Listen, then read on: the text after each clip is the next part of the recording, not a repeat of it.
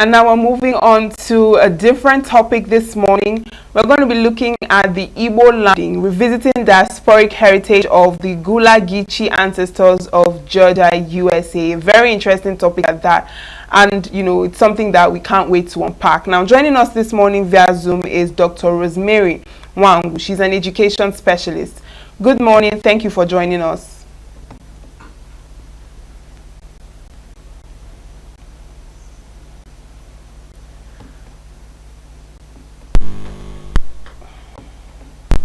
Hello. Can you hear me? Thank you for having me. I can hear you. Can you hear me? Yes, I can hear you. I can hear you. You're welcome. Can you hear me? All right. Thank you. Yes. Now, tell us about the Igbo landing.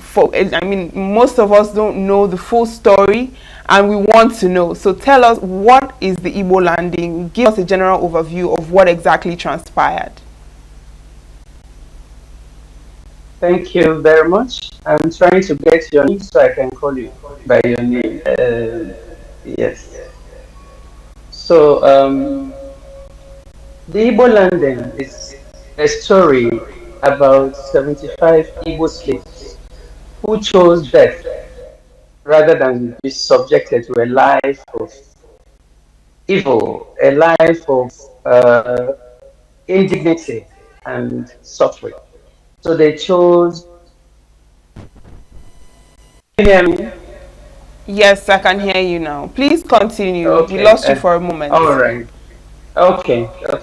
So it's a story of 75 men who were taken out forcefully from West Africa, from Igbo land, and shipped off to the Americas to work in the plantation.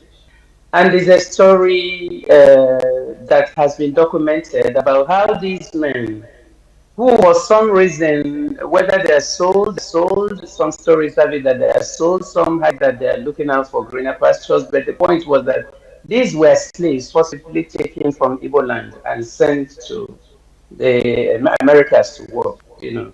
And then on the way, they were transferred from the Wanderer, the big ship that took them, into a smaller ship called the York that took them to the to Carolina, South Carolina. And at Dunbar Creek, where they're supposed to be working in those plantations, before they got there, these men, now facing the fact that they were walking into a life of indignity, slavery, and abuse, made a decision. They overpowered the captain and his crew, who either jumped into the sea or they killed them, we don't know. But they overpowered these people, and when they steered the ship aground at the shore in Dunbar Creek. And then they come out from the ship and found that they were outrun. I mean, this is a plantation where already in existence are over 600 slaves who are already working in that plantation. So they come out and see, this is what we're facing, and they decided to walk back into the sea and drown themselves. Of course, some attempts were made to save some, but it cost $10 to save one. So that was something, it was an expensive project. So a few people were saved, but the rest were drowned. So this is the story, and it resonates through history. First of all, it was denied. Second, but the owners of the history, who are also slaves from West and Central Africa, who are all in that environment in St. Simon's Island, kept the story through oral traditions, even when it was rejected as not true. And then over time, archaeologists began to dig in and to authenticate this story. Scientists began to, archaeologists began to dig in and authenticate the story. And it's now in museums and in different museums, the Afro-American Museum and the Martin Luther King Museum. And then the big one was that the Georgia Historical Society put a memorandum in 2022 on this site, thereby endorsing, corroborating the story of these people who have continuously told the story of the ancestors who died on that, chose to die rather than subject themselves to slavery. So this is the story as it happened. And of course, you know that the backdrop is that, you know, the slave trade was abolished by law in 1807. And then this law became, took effect in 1808. But even while transatlantic slave trading stopped, internal trading continued on the domestic slave trade continued. And so it was in 1865 that it finally stopped. But these internal tradings continued. They didn't quite go away. And then the slaves continued to struggle. And there are other stories about how the death of these people, how the death of these men who came from Igbo land and carried the Igbo spirit in them, how their death resonated across the Americas and actually gave rise to a lot of other uprisings. And that actually the American Civil Rights Movement, just to stop there. All right, Dr. Rosemary Wambu, what would you say is the significance or, impact of this act of resistance to Nigeria, not just Igbo, to, Africa? The impact is profound. And I will take it back to the impact. I will take it back to our history, our truncated history of development. When the colonial government came, during the colonial era, the whites that came here, I'd already asked this question in the book in 2001. Where would we have been if we were not colonized, if the masters didn't come, if the colonial government didn't come? The impact that the fact that people are taken away from their land and put somewhere else, the little stories behind this, even when they got to the America and got their independence eventually. Up to now, the blacks are still trying to define their identity in the We Declaration of the Constitution of America. So the blacks still have not found their foot, and the major projects are documenting the fact that their helplessness, their subjugation, their inability to define their future can be traced back to the slave trade, the anti-black trade, and then to this story of survival and fighting back.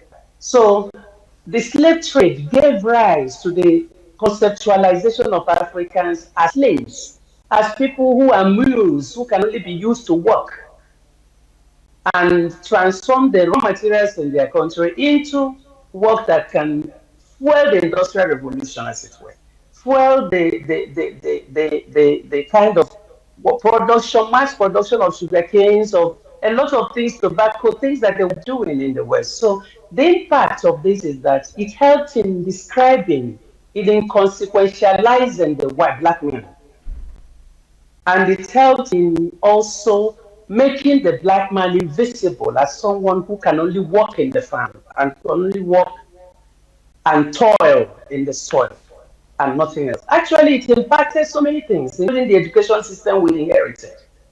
The education system we inherited and we are running now is defining Africa as a people who do not have a history. The history we have is the one told us by the people who are designing this education system.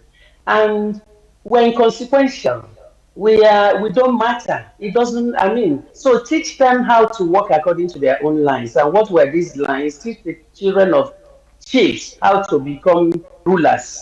And these children of chiefs who are already in the oligarchy, in the hierarchy, cannot challenge the whites. And then teach people who will be clerical officers to continue the colonial government. So it impacts our industry, it impacts our education, it impacts who we are. It tells us that we are unable Africa today. The black man is defined as always in need of aid, hungry, diseased, in need of aid, unable to help himself. So these are all that slavery, the way slavery impacted our lives. And these have implications. And this history of these men, the history of these men is giving us an opportunity to redefine this history. It's giving us an opportunity to reconceptualize, to change the narrative by ourselves, not to let Our conquerors tell the story because the human spirit cannot be broken. The human spirit remains strong. The human spirit remains. I mean, when these men sang and walked into the sea, if I could sing, I would sing the song they were singing. I could. Omambala River brought us here. Omambala will take us home. I will, if I would sing it in the voice of men who are dying, who are getting drowned, but who knew that their fathers will take them back, that they are going back to meet the spirit of their parents. That's the spirit that young people, that Africa should hold on to today and move on to the next, redefine itself. So the impact has been tremendous, has been investive, has been intrusive. We can't even think anymore because we've been, we've bought the story of who we are that we're being told. But this is the story, this is the time to redefine this story. And that's why we're raising this campaign. It's a time to use the story of these men who walked into uncertain death, but knew they were going back to their ancestors, going back to the land where they believed in. This story needs to be told to impact other young people, to let them see, and Africa of today, to see that we come from a generation of resilient people, of fierce people, of people who have an indomitable spirit that can rise against every odds. And it's a woman's gift to the Black and to Africa because it's the story of Africa, actually. So we are campaigning to resonate the story, tell it on the world stage, reconnect with our Gucci brothers and sisters who are happy to reconnect with us. I mean, when they tested their DNA, some tested their DNA, found their so percentage Igbo, they were 100% Igbo. We don't want ever a time when, like the time the Historical Society of Georgia put up the memorabilia in 2022, not a single 100% Igbo person was there. Not because we don't want to, but people have gone there over time. But now we want to join these people. We want to join our brothers and sisters with whom we share common ancestry. We want to join them to say, yes, the Black man, the Igbo man's story, the Black man's story, the African story will be told on the world stage and told in a way to define its space in the Community of Nations right now. So the impact has been overwhelming, but we have an opportunity to do something and to make it different, to read the story differently. Over. All right. Now, there are different variations of the Igbo landing story, and there have been references made to being called flying Africans, in quotes. So, can you tell us what the concept of that idea of flying Africans, where it came from or how it came about? And also, the Igbo landing, the story seems to, some variation seems to have the idea that it's mainly the Igbos, or all of them were Igbos, but there are some variations that say that it wasn't completely all Igbos. Some were from Yoruba ancestry, some were from other areas of Africa as well. So please clear that up or give us, the fact of the story. Thank you very much, my dear. And I will address the two issues, the myth about the flying Africans. Yeah, so many, this is an event that we're perceived. When history happens, we're told to look at history not from a point of entertainment, but from a point of learning how the future can be. And I'll get back to that sometime later. The myth of the flying Africans is just one of the very many ones that circulated around that time and keeps circulating.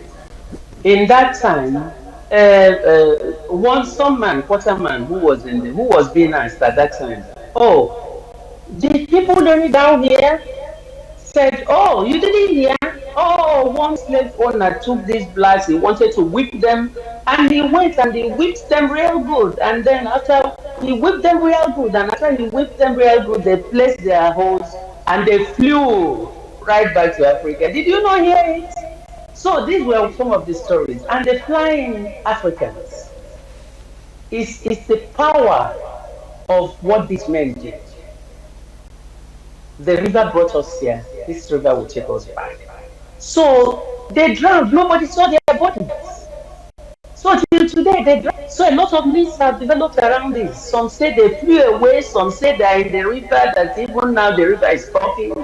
But these are people's way. When stories are told, they keep societies alive. They get embellished, they keep societies alive. Children learn from these stories, the community learns from these stories. That's why folklore, where they are told the stories of Mbe and the stories of, they tell us the worldview of our people. So for the people of Gullah, these stories were stories that were alive for them, even though the colonial government at that time was denying it, or it was proven. And so you had the Black Panther story of the spiritual overtone of going back to where I came from, believing that the go back to where I came from is very strong, very powerful. It's a Igbo cosmology. It's something that tells you that the spirits, the living and the dead, are never really separated in Igbo cosmology. So the spirit takes you back to your ancestors, takes you back to your land. This resonates across Africa. So the flying Africans is just one of the stories that circulated around that time. Myths were developed because this story had resonance. It was resounding across America and the world. And all Igbos, are they all Igbos? Of course, the ones who drowned, the ones who did this act were Igbos. Because you see, the Igbos were identified as very fierce people, that they would rather commit suicide. In fact, it's known among the plantation owners that these Igbo people, you let them, you do something they don't like, they kill themselves. They don't want to subject themselves. They have a fierce sense of pride in who they are. So the ones who drowned were Igbos, but within that plantation there are already other slaves from West and Central Africa. Actually, I should tell you too that there are studies that show that there are attempts to separate the Igbo slaves from others because they will corrupt the others with their fierceness and determination to survive on their own terms. So they often are separated. So within the island already are almost 600, over 600 slaves, 620 something slaves. So there are people from West and Central Africa, Ejos, Yorubas, Sierra Leoneans, there are people. And that will tell you why they have this Gullah language. They couldn't understand each other. So the Gullah was a contraction that enabled them to communicate with one another, within that island. So yes, it's not only the Igbos, but it's the Igbos that drowned themselves. And yes, Igbos often get separated from the rest of the slaves because of their fierce spirit and determination not to subjugate to authority that they haven't chosen for themselves. And so they were a people to be wary of, and the plantation owners knew this.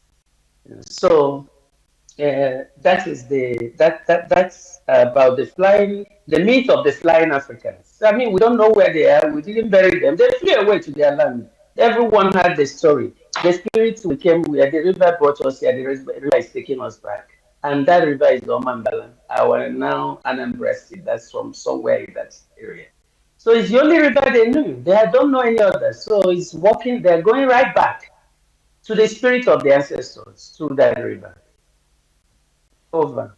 All right, Dr. Rosemary, thank you for that clarification. Yeah. But as an education specialist, how would you approach documenting, stories like this? Thank you very much for this question. Actually, you brought me very close to home. Yes, documenting this story is very important. As I said earlier, saying that I will go back to it. We look at history from different points of view. Not just as part of entertainment. History is never supposed to be just entertainment. For folklore, it can entertain children and actually also keep them focused on the stories of their people. But for us, as an educationist, for intellectuals, history should be teaching us other lessons. We should learn lessons from history. As we watch what is going on now, we go back to this history and say, what can we do differently? As an education specialist, I will say that the history of these Igbo men is something that should get into the school curriculum. I actually thank the Federal Ministry of Education for bringing back history into our schools. I don't know who took out history earlier. So for us, history teaches the building blocks of the past in the present. And people who do not know, even medicine, you can't. So you need to know your history. And history, the colonial government came here and tried to create new Africans, not up from their world. That is why our development paradigm don't sit comfortably with us. It is exported. So we all want to be the white man. We all want to behave like the white man. The El Dorado is the white man. We are reaching out to be like the white man. And so history is repeating itself right before us because we haven't learned the lesson. That forced labor that happened is happening again even now. Whether those men left in search of greener pastures or were sold out, as some versions, there are many versions that the slave owners tried to tell to debunk the story of what really happened. But the point was that some people left here, some people drowned instead of subjecting themselves to slavery. So that is history that should teach us. What is going on now? We are losing drones of young people into modern day slavery, to child trafficking, person trafficking, human trafficking, and that. Even some governments have told us they're exporting their young people to go and work. So where? These young people carry the best of us. Who knows the age of these our forefathers when they drowned? Who knows their age? Because if we look at, we've been asking for the manifest to see these names, and then we don't know their age. Documentation is killing us. That's why Africa is the way it is today. So we need to document. That's part of why I'm excited about this project. We need to know what has happened to us and what is happening and what lessons we can learn from it. Now we are also losing drones of Africans, drones of Igbos, drones of blacks into I cannot suffer anymore. Seriously? Who will build the land? Your ancestors did. And so people should know that when you walk into a strange land, as I said before, in America, people are still defining, the blacks are still looking for where they belong in the Constitution.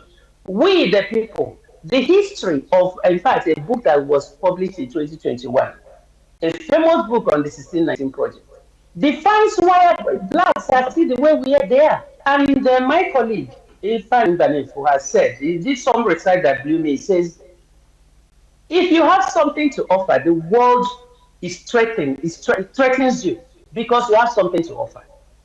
And if you do not have something to offer, nobody bothers with you. So what are we doing in our education system?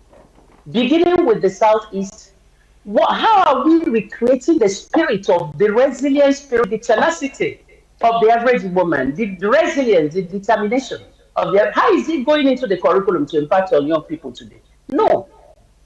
We are all now seeking to be the same as everywhere, cut and paste, cut and paste. No, the curriculum of the Federal Ministry of Education has a column, has a proviso that you teach the national curriculum, but you embed regional realities to make your curriculum real to your people.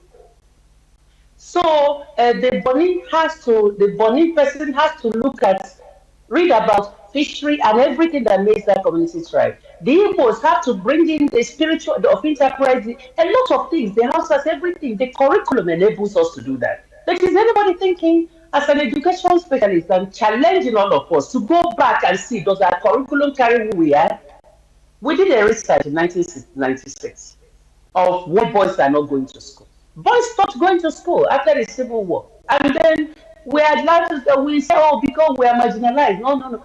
The point is that boys, that Igbo spirit in them was fiercely determined to succeed. The teacher teaching them didn't know how to keep them engaged in the classroom. We did a study, and they said the teachers were wasting their time, and the curriculum wasn't teaching them how to make money. And so they devised their own way. And then the apprenticeship system that was our way of encouraging these things all are dead. How are we reinventing and learning from our history and making it a part of our present? Are we just sitting down and watching? As an education specialist, I think we have a lot to do. First line of action. Second, intellectuals, we have a lot of work to do to bring back content into what we're doing. And let our past impact our present in any way we can. Actually, the time is now. There's very little time left. So we've had calls, even the Wole Income will listen to us and carry this story around the globe, resonating it internationally and lending his voice in this matter. He's already proven this should go into the curriculum. The southeast, the heartland of Igbo land, where this is happening. What are we learning from history? What are we gleaning? And how is our education system carrying this? It's a big question that we need to answer. Over. That's a good one, Dr. Wangu. Now, talking about bringing it down to who we are as a people, as Nigerians and as Igbo people, most of the events around this story carry huge cultural and spiritual dimensions to it. You mentioned earlier about the songs that those captives sang when they were going into the water, about Omambala bringing them and taking them back. We also spoke about this myth of the flying Africans, which, of course, through oral traditions, we have these additions and modifications to the story. There are even some accounts that say that that island is still being haunted by the spirits of those who drowned themselves. So a lot of these acts and a lot of these elements of this story carry a lot of mythology in it. So I'd like to know, in this research, what elements of Igbo cosmology and mythology is being attached to it? Is being put into the research as well? While we're talking about our history, I believe that it's also important to look at the Igbo mythology and cosmology, the Igbo worldview, tying it to this event. So can you tell us how that is being put into this research work? How is it being tied to it? Thank you very much. Thank you very much. You know, a people's story. First of all, I'll begin with the language of a people. And I'm beginning from the last question to illustrate with the other two. A people's story, folklores, folk tales, myths, legends, all of that carry their worldview. Language, above all, is the vehicle through which these stories are told. And that is why we say that no language should die, no Igbo language should die. Igbos should not lose their language. Every single word we lose in a language is a whole worldview lost. It's a whole worldview lost. And as we walk away into abandoning Igbo and speaking other languages, once you even translate, something is lost. So even translation from a local into the English language, something is lost. So this Igbo mythology, Igbo cosmology, with pardon to the Christians, but Igbos had a coherent view of life and death and ancestors. That was not confusing to them. So the ancestors still lived within the families. And that's why there are little chi and there are big chis and all that. There are onyemaru,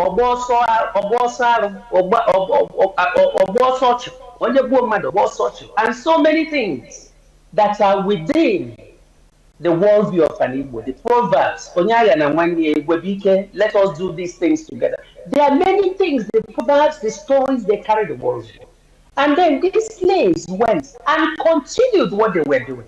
In Gulah, in Sierra Leone, in Haiti, in different places, voodoo continues. They took it from Africa. They never dropped their worldview.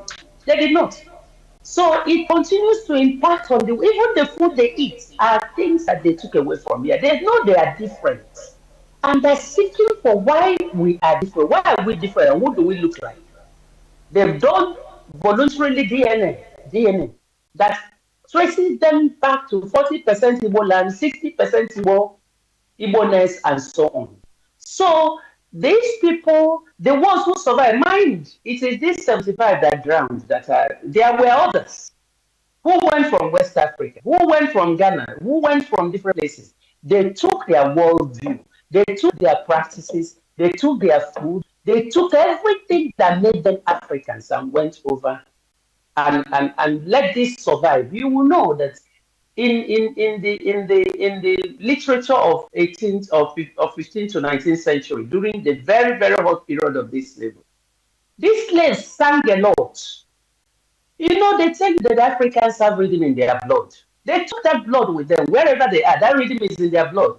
They sang. When you listen to stories cast within that era, there's so much about their song that lifts you spiritually. It came from Africa. So till today, those are happening. But we that are in the most populous black nation, which of these things are we taking away? Which of them are we continuing? Now it's almost uncivilized to speak Igbo. It's almost uncivilized these bush people. I don't want to have anything to do with this. Because let these children, we're losing everything. We're losing who we are. So, my dear, what I want to say is that these people never left this Igbo-ness in them. Whatever they inherited from their ancestors, they continue to keep. And now they're celebrating their identity more than we who have 100% of that identity. We say, no, we're joining them in this. We want to become a part of this because we want to acquire that land. Actually, we want to acquire the 4 plots remaining there. Either we buy the 4 plots or we buy one. But we have to build a memorial because right now there's no memorial in that place. Because it is the stage from which we will tell the story of the Igbo, the Black, and the African. It is on that world stage. And we are happy that the land is in private ownership. No one should buy it. We should buy it and build a memorial again. And begin to make that place a multicultural center dialogue for the Igbo, for the Black, for the African. Because the world needs to hear the African voice. They hear Asia. They hear they don't hear Africa. What they hear about Africa is disease. The Igbo man has given something. The Yorubas, I mean, my colleague said it yesterday. The South and Africa, blackness is defiant, is fierce, is resilient. That's why you say black power. You do these things. These are really, really ways of vocalizing the strength in the black man. Where is that strength? Where? So we are elements of this that we are taking. We are taking every element that should help us rediscover who we are, because those people outside already have these elements. They have the language, they have the religious practices, they have the food, they have a lot of things. They have the songs and dance, and we do in ways that we say, oh, I wish we can tell these people how to do it better, So, but they want to reconnect with us, and they want to know their origin, and then we need to tell the world. You see, you don't walk into the Committee of Nations trying to be who you are not. If you are imitating someone else, like you go to compete with someone on his own soil, like Yusuf will say, Uganda, what you are talking about trade, equal trade. Where are we coming from? What am I bringing to the table? What are you bringing? This equality, how are we defining it? So, without going to from our subject, yes, our fathers set a tone. We need to bury them properly. That is Igbo cosmology. People have gone to pour libations there in the past. People in 2017, in 2023, even the World Igbo Conference this year was held in that place. But it's not enough. We need to do more. We need to do more. That place is unmarked. And the world is marking it for us. America is the Georgia Historical Society has marked it. Without us being present in Ozamene now. But when we say Ozamene, let us know the Ozamene right now, the dimensions of that slavery that is happening right now. A lot is happening. We are losing the claim of our land because we are not focusing on the lessons of history. We need to focus on the lessons of history. We need to focus on who we are. And this is an opportunity to push it. Focus on who we are. Over. Hello? Hello? So Rosemary, if you can hear me, I don't know, is there a way you can actually sing that Umbrella song for us? But if you cannot, I have, other questions to ask you. I can sing it, my own contraction. Honestly, I know I want to sing that song. I can just imagine, okay, now I want you to picturize these men, hands held in chains, walking into death. Omambala brought us here, Omambala will take us back. Omambala brought us here, Omambala will take us back. I mean, I imagine this song being sung. I wasn't there, but I can imagine the bars, the bars that becomes loud and gradually gets swallowed in the sea as they were drowning. Can you imagine that, my dear? It is strong. It is. I don't think it's powerful. It's a powerful image. Imagine men singing their voices. If you go to some traditional ceremonies and sing, it's amazing. I've actually decided I'll do a song with that, with whatever my head tells me these men were doing. But now they sing. I want you to understand how the voice fades out into the sea, into the deep depth of the water. And then he can tell you, should we let these men, their spirits continue to wander? We have to bring it home. When Mars Yoneso went there in 2017, said, we're bringing you back home. Yes, that was a good way to start.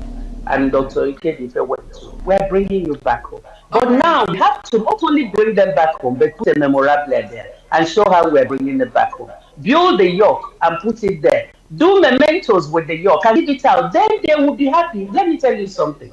When these men were drowning, and I will sing that song again sometime later, when they were drowning, they didn't care what the future held. They didn't care what they were leaving behind, but they knew what they were walking into. How many of us, even Christians and atheists and heathen, have that conviction now? What are we living for? Now, the people who sold them have finished the money. Their names are not heard, but these men's names will resonate over history. We're still looking for their names because we have a manifest. Because they're Chicago, we're still looking for the names. And I want to tell you something also. In that place, some whites, some slavers were conflicted. They were saying, oh, we don't want this kind of cargo. But what can we do? Everybody, and one of the slave owners was actually organizing. And then he said, but anyway, whatever drove them out must be too bad that they have to come here to suffer like this. Seriously. When we saw them now, that we're overlooking, people are running away in droves from their land. And when they get there, they're watching plays, they're doing this, they are doing many jobs that they can't touch here. So, and it will continue to happen, and we need to do something about it. Over. All right, Dr. Rosemary, I think I actually enjoyed that song that you just sang right now. It was fun, but let's imagine something. Imagine if the slaves did not walk into that water. Imagine if the Igbo captives had not survived and, not taken that act of resistance. What do you think their fate would have been by now? And how would history actually remember them? Oh, my dear, thank you for these questions. It really hits at the heart of the matter. They already see. Remember I told you that this plantation they landed in, there were already over 600, almost 630 slaves there working. What their fate would have been was to get sold on the chopping block. Chop out their hand, they're not working. I tell you how one of the presidents of America, you'll be shocked, described slavery. Described, if you have a woman who bears children every 2 years, it's actually an additional capacity because you can sell the children as well. That was the description of one of the presidents of America, people who wrote the Constitution with the people.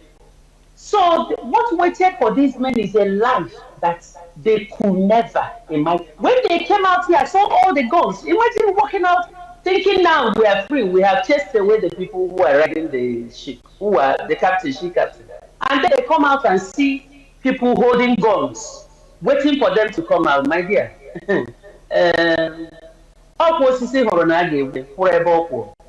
That gun and the position of the gas already told you. So, a human being will run, an animal will run. So, what faced them was a future of inconsequentiality, of invisibility. Slave don't have identity. A slave has no identity. You are dispensable. You can be sold off. If you are too stubborn, they sell you to a plantation where the treatment is harsher. And if you remain too stubborn, I've seen a slave carry the dead body of a woman that he loved.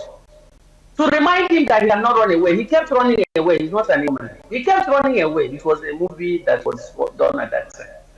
They have to tie the dead body of a slave on him so he can tell him that he has to contain himself. Who wants to do this? Who wants to do this? So it tells you that when people also say that these men committed suicide and Igbo suicide, we tell them that these men chose honor and dignity. We need to make those choices. They chose honor and dignity in the face of evil, in the face of subjugation. You don't kill the human spirit. That is what no one can do. That's the freedom no one can take out. I tell people who are also dreaming of a future, I say, your dream is the cheapest thing you have. Because you dream it. Nobody can control it. That's why we also stress the knowledge economy. No fire can catch it because it's in your head. It dies with you. So these men teach us something, and like I pray that I'll have the courage to make such a choice myself. But I also find that in my daily life, I'm faced with those choices. What compromises are we making? Oh, because come on, seriously, what kind of undo are you living? If those men didn't do what they did, we won't be telling their stories today. Trust me. There will be like another number. 626 in this man's plantation before they arrived. What do we know about them? Nothing. Except that their children who survived make up part of the Gulah that are perpetuating that story today. But this myth, this story, this historical fact has been given resonance by the determination of these men to not become numbers, to become human beings whose unbreakable spirits will be remembered and celebrated. And it is that unbreakable spirit that we want to put out there on the world stage in Georgia. All right. Dr. Rosemary. Yes, yes. Dr. Rosemary, if you can hear me. Yes, now, yes, I can hear. Did that single act of resistance actually hinder slave masters? And to what extent did that, act of slavery actually end, these particular issues when it comes to Igbos being enslaved? Oh, like I told you, the Anti-Slave Act was enacted in 1807, long after 1803 when this event happened. And it came into effect in 1808.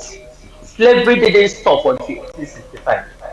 But within this epoch, as struggles in America, when this happened, it was the first single suicide of the first single death of a people who are saying we will not be slaves.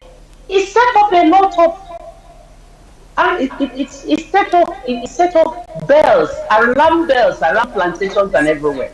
And I tell you also, during the revolution and during the war, South and the Southern and the Northern wars and all that, the point was that these blacks, these Africans, were also trying to negotiate their freedom, and their freedom was being used as a bargain. So the death of these men gave voice to this. Oh, if they could do it, so can we. Slave owners were not at peace. Slaves themselves were being resident, running away and going to join the federal forces, running away and going to negotiate. We can join you in fighting this if you can give us our freedom. They didn't keep quiet. They didn't keep quiet. So this death of these men gave impetus to that struggle for freedom. That's why I say from slavery, anti-blackness, to fight for survival and to emancipation, in that order. So it gave a voice to many people. Oh, so this is possible. We can do something. The slave masters were no longer comfortable. And then the slaves themselves, and these stories happen in plantations. There are spies. People are running away. People are saying, running to go and negotiate. Some are caught and killed. Others who manage to escape. It's a rich history. And what these men did lights fire. It lit the flames of that resistance. Right. It lit the flames of that resistance. You know the story of Haiti. Yes. Are you hearing me? Yes, I can hear you. I can hear you. Now, okay. I just want to ask you one question before you continue, because it's in line with what you're saying. Now, talking about this resistance against slavery, this event is often cited as a very big symbol of resistance against slavery. In your view, how has this Igbo landing story, how does it reshape our understanding of resistance in present day Nigeria and among Igbo people? Do you think that we still have people of that quality of behavior to resist slavery of all forms, even modern day slavery in different aspects of our sector in Nigeria? Do you think we still have people that are willing to go the extra mile to resist all forms of this kind of impunity? Okay, I would clarify. I will clarify. And as I continue from where I said what I said before,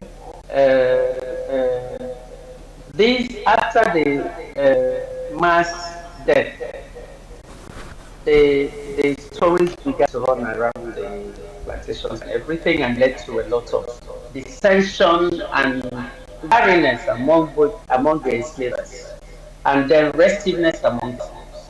Now, bringing it back home, I want to say that we have to get our context right.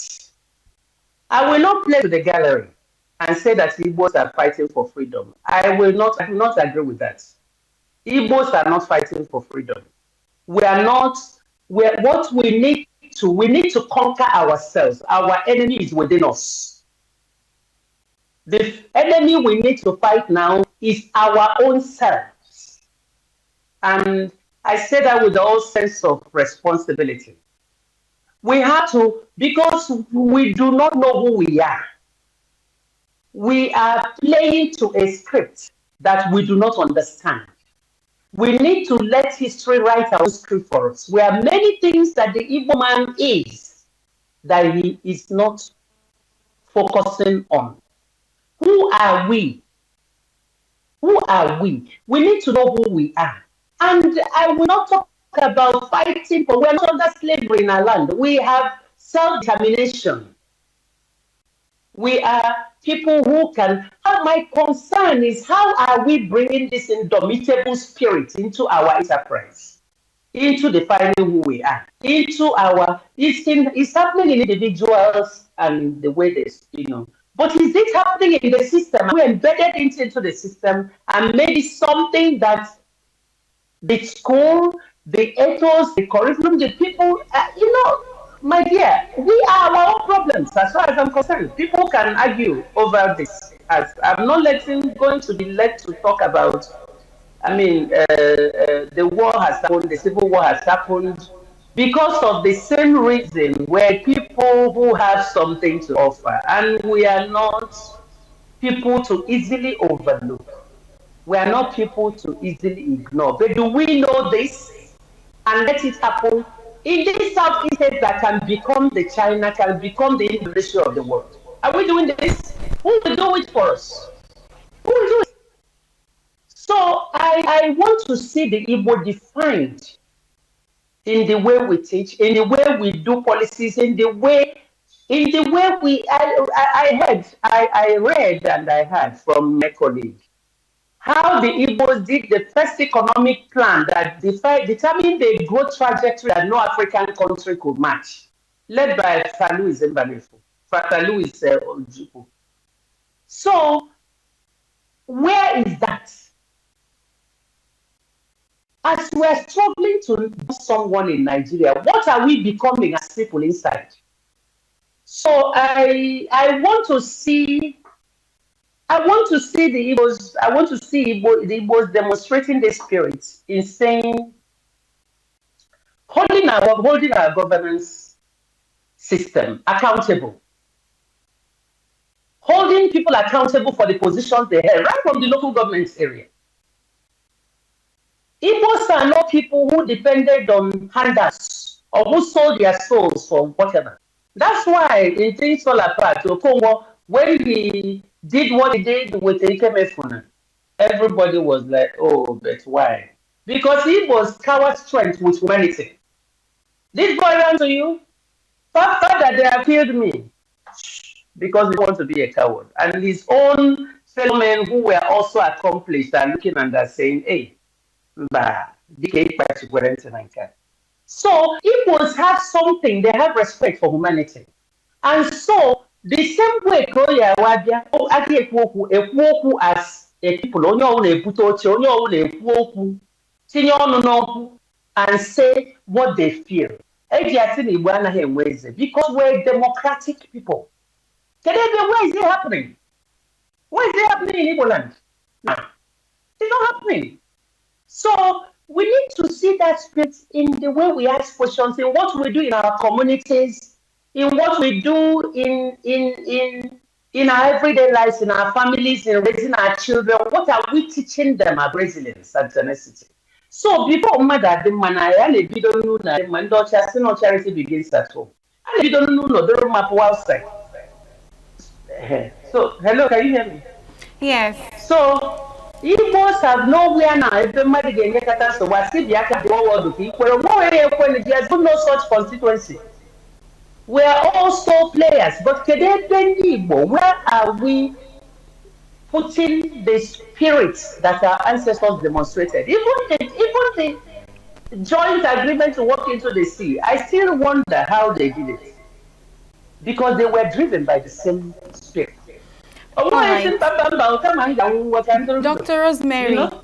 Yes. Dr. Rosemary Mwangu, if you can hear me, we apologize. We'll have to cut you short here. We know that you still have a lot to say concerning the Igbo landing. And indeed, I enjoyed that song and I have truly been schooled. Thank you so much for coming in. Thank you, my dear colleague. All right. Now, we just spoke to an education specialist, Dr. Rosemary Mwangu, and we spoke about Igbo land and revisiting diasporic heritage of Gulah, Geechee ancestors of Georgia, USA. Over to you, Uche. Well, that brings us to the end of today's show. Thank you so much for spending your time with us and for always being a part of these conversations, these very enlightening and interesting conversations. I did enjoy listening to Dr. Rosemary Mwangu talking about the Igbo landing. And while we leave you, we'll leave you with an interview from our Abuja studio. Still on Nigeria at 65, we're still celebrating our country. And we have an interview with the former Archbishop of the Latin Church Archdiocese of Abuja and also a prelate of the Catholic Church. Enjoy the conversation. I am Uchenna Chimdi Oluoha. And I am Lillian Wale.